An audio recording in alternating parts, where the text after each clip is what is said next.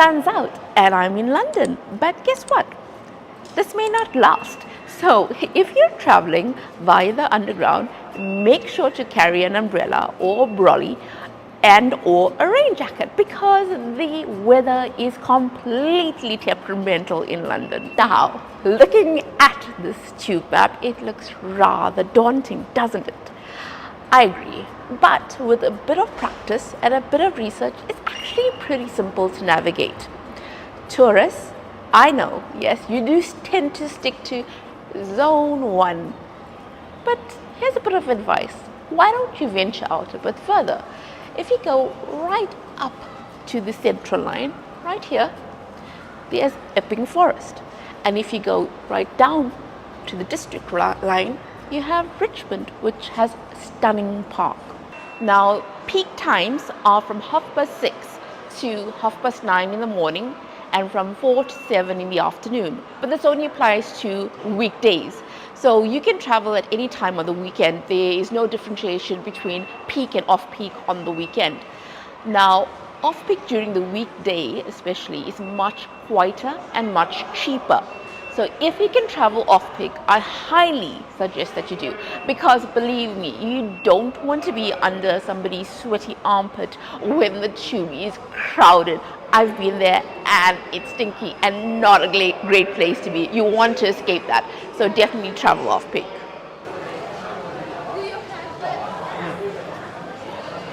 On this machine, you can pay with coins, and if you want to use your debit or credit card, you can use this part. You can pay by debit or credit card or anything that a card that has contactless sign on it.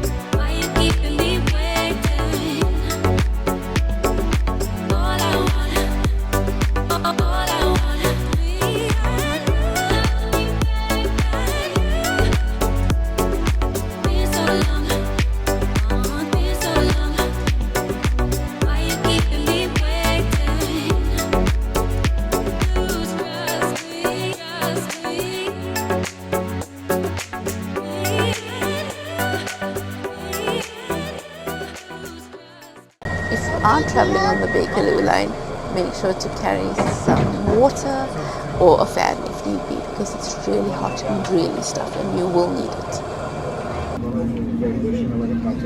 So on the air conditioned line, which is the Metropolitan line.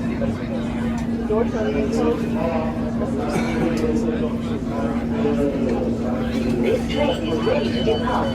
Please stand clear of the door.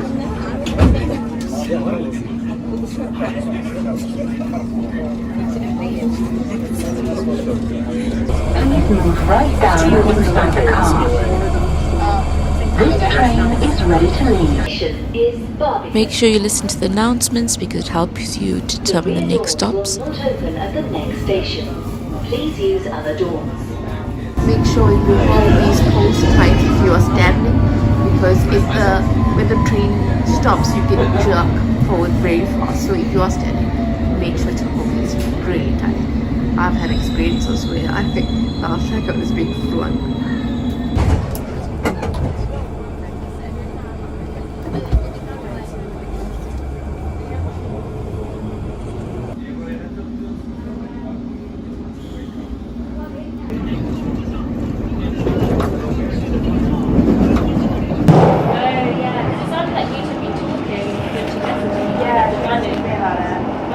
So even though it's called the underground, sometimes the tube actually does go overground, meaning that the train doesn't always pass through a tunnel that's underground. Sometimes you will be traveling above ground as well. So don't be surprised when you start seeing green fields and buildings.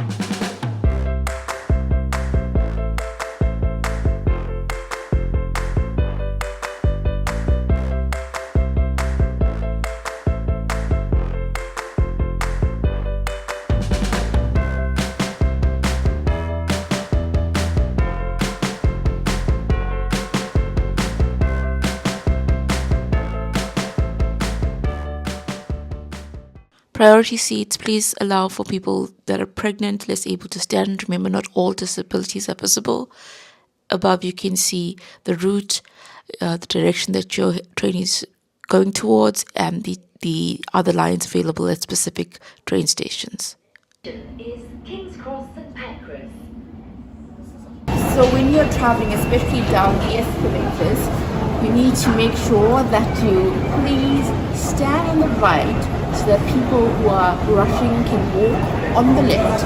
This applies to the escalators going up as well as the escalators going down, so that there's a good flow of people being able to travel.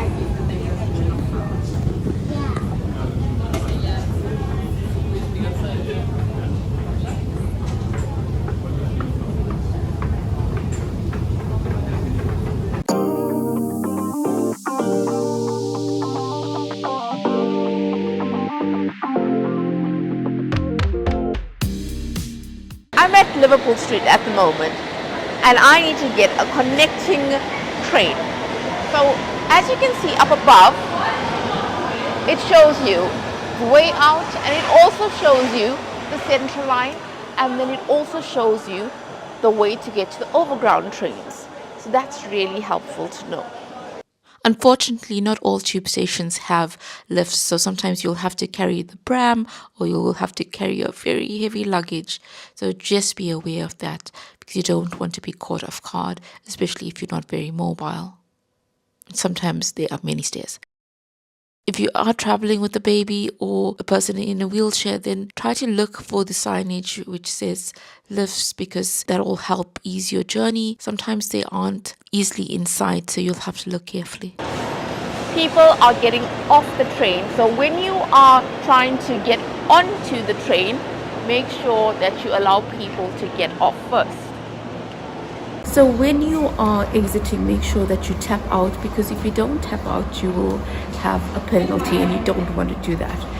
So also remember that if you have traveled a number of times during a particular day, your oyster will be capped as well, which means that you'll be charged the maximum fee. So afterwards, if you want to do your 8th trip, for instance, you won't be charged for those trips.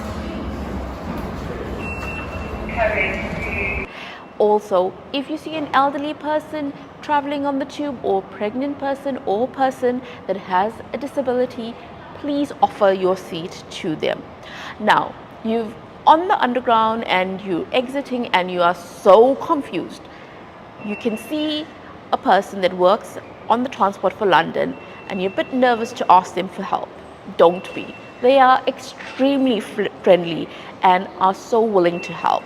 So do chat to them and ask them for guidance about your train journey. But there's also City Mapper, an app on your phone which you can use, and it's really handy to know how to move around in London.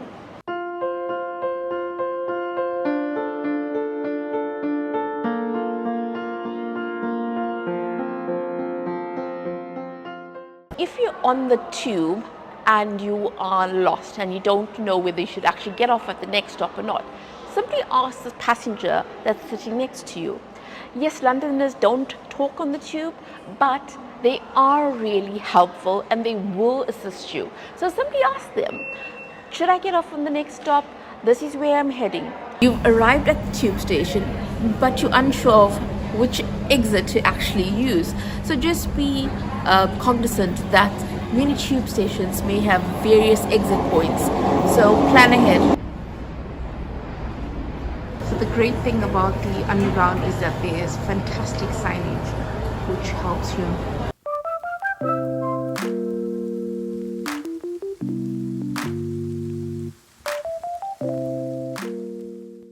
it, say it, sort it. If you do notice any antisocial behavior on the tube, please make sure that you do report it. There are also announcements on the underground. As you can see with the poster, the TFL, they really do take offences seriously, and they are there to support you if you do have a bad experience. So thank you for watching the video about the London Underground. I hope that you enjoyed it.